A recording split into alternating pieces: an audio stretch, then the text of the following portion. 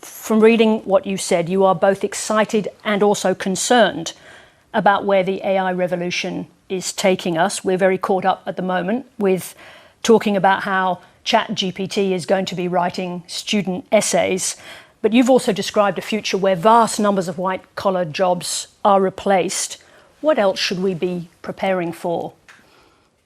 Well, innovation is always going to surprise us. AI is going to help us with teaching kids. It's going to help us with access to healthcare workers, making healthcare more efficient. The economy is always changing. Agricultural productivity, changed the job mix. Very few people are farmers today, and food doesn't require much of your budget. AI is going to affect not just blue-collar jobs, but also white-collar jobs. There'll be plenty of time to adapt as this increased efficiency gives us more economic options.